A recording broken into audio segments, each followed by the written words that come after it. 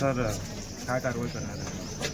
अकोला जिल्ह्यात ऑपरेशन प्रहार अंतर्गत आम्ही जवळपास 1 वर्षापासून वेगवेगळे ठिकाणी छापे टाकून कारवाई करत आहे सागर धंद्यावर. तसेच काल आम्हाला माहिती भेटली होती की ताजनापेठच्या भागामध्ये भरपूर मात्रामध्ये गोवंश कत्तल होणार आहे. तर या हिशोबाने आमची एक प्लॅनिंग झाली होती आणि एक प्री प्लॅन आमची आज सकाळीची रेड करण्यात आली होती. याच्यामध्ये आमचे सिटी SDPO सुदर्शन पाटील, रामदासपेठचे PI खंडारे साहेब आणि इतर वरिष्ठ अधिकारी, आमचे RCP, रामदासपेठचे DV व SDPO स्क्वॉड याचा समावेश होता.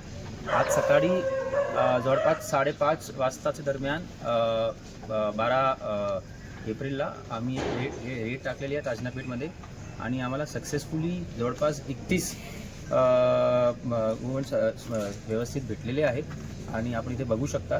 त्याच्यामध्ये जवळपास 8 ते 9 असे गोडाऊन्स आम्ही आयडेंटिफाय केले आहे जिथे तिथे हे कत्तल करण्यासाठी ठेवलेले होते.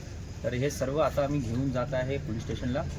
जवळपास 7 ते 8 असे गुन्हे दाखल होणार आहे. याच्यामध्ये सर्व आरोपीचा आम्ही जे काही पूर्ण गोडाऊन आयडेंटिफाईड आहे, कोणत्या नावावर आहे, कोणाच्या नावावर आहे, ते सर्व याच्यामध्ये आरोपी होणार आहे. आणि जर इलिगल इथे कत्तल जे काही यांनी ठेवलेले होते तर आम्ही मनपाला पण पत्र लिहिणार की कायमस्वरूपी सील करण्यात यावे त्यांच्याकडून आणि इतर कायदेशीर जे काही आमचा आता प्रोसेस आहे इन्व्हेस्टिगेशनचा की आणि कुठून आणलेलं आहे, कारण की कधी हे MP मधून आणतात, कधी नागपूरमधून आणतात, तर कुठून आणलेलं आहे तर पूर्ण ह्याच्या बँकवर्ड लिंकेजेसमध्ये जाऊन सर्व जे काही याच्यामध्ये सामील होते सर्व याच्यामध्ये आरोपी होणार आणि व्यवस्थितरित्याने याचा इन्व्हेस्टिगेशन. सर